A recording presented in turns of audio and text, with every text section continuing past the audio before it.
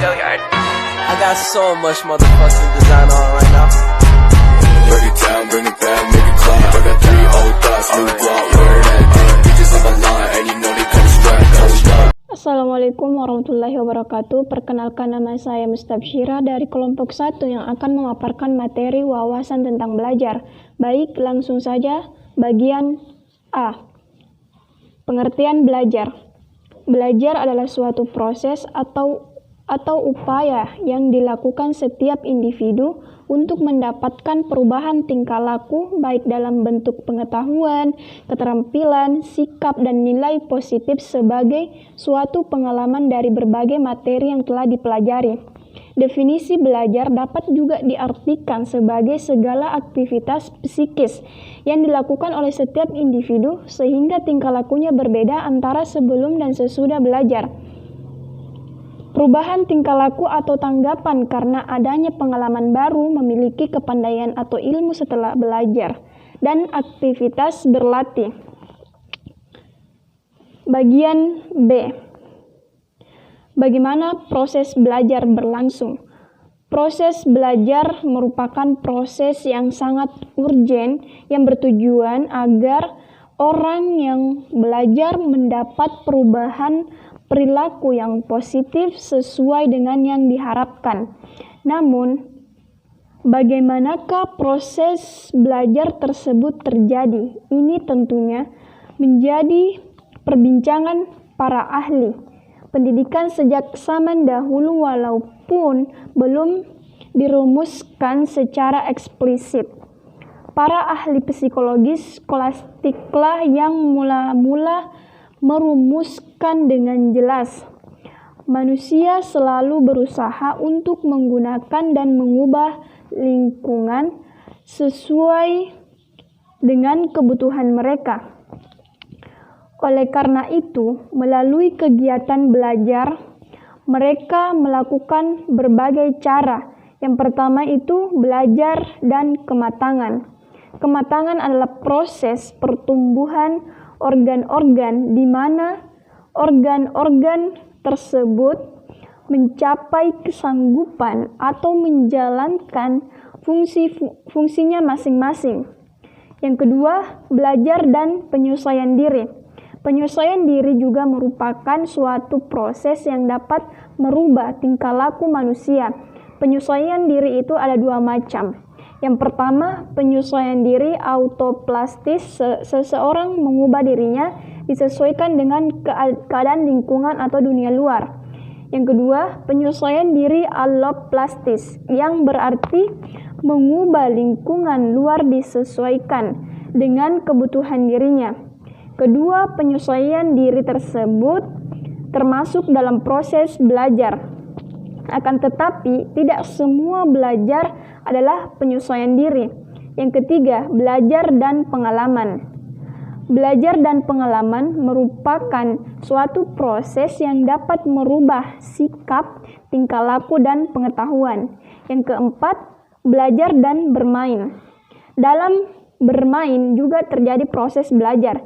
Kesamaannya adalah dalam belajar dan bermain kedua-duanya terjadi perubahan tingkah laku, sikap, dan pengalaman. Yang kelima, belajar dan pengertian.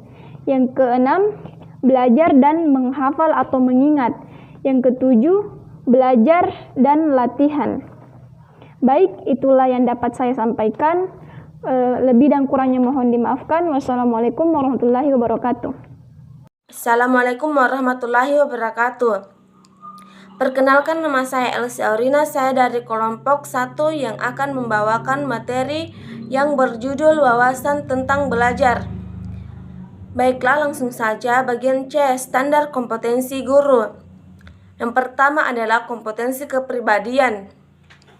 Kompetensi kepribadian adalah kemampuan personal yang dapat mencerminkan kepribadian seseorang yang dewasa, arif, dan berwibawa, mantap, stabil, berakhlak mulia, serta dapat menjadi teladan yang baik bagi peserta didik.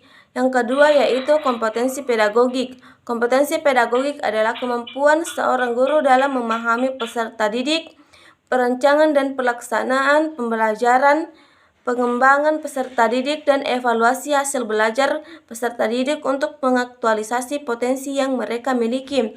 Yang ketiga yaitu kompetensi sosial. Kompetensi sosial adalah kompetensi kemampuan yang dimiliki oleh seorang guru untuk berkomunikasi dan bergaul dengan tenaga kependidikan, peserta didik, orang tua, peserta didik, dan masyarakat di sekitar sekolah. Yang keempat, kompetensi profesional. Kompetensi guru yang terakhir adalah kompetensi profesional. Kompetensi profesional adalah penguasaan terhadap materi pembelajaran dengan lebih luas dan mendalam, mencakup penguasaan terhadap materi, kurikulum mata pelajaran, dan substansi ilmu yang menaungi materi pembelajaran dan menguasai struktur serta metodologi keilmuannya. D. Keanekaragaman peserta didik dalam pembelajaran. Belajar keragaman menurut Barnes adalah sebuah jenis yang alami pada manusia dan siswa. Pada umumnya selalu berbeda siswa satu dengan yang lainnya dalam hal tertentu. Setiap peserta didik memiliki keberagaman yang berbeda-beda, mulai dari perbedaan individu dari segi psikis maupun fisik. Perbedaan individu dari segi aspek psikis, yaitu dari segi intelektual, emosi, sosial, dan moral. Keberagaman ini muncul sesuai dengan periode perkembangan yang dilalui manusia. Perkembangan ini dipengaruhi oleh faktor kematangan, faktor kesiapan, irama, dan tempo perkembangan yang dilalui seseorang, dan intervensi faktor lingkungan. Perbedaan individu dari aspek fisik. Dari segi fisik mudah untuk diamati, perbedaan individu seperti tinggi badan, raut wajah, proporsi tubuh yang dalam.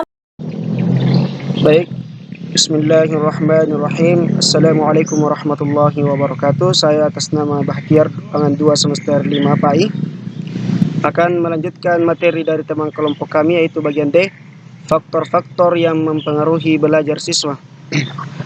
Menurut Syah tahun 2004, faktor-faktor yang mempengaruhi belajar siswa dapat dibedakan menjadi 3 macam, yaitu yang pertama faktor internal. Faktor internal dari siswa, yakni kondisi jasmani dan rohani siswa. Kemudian yang kedua yaitu faktor eksternal.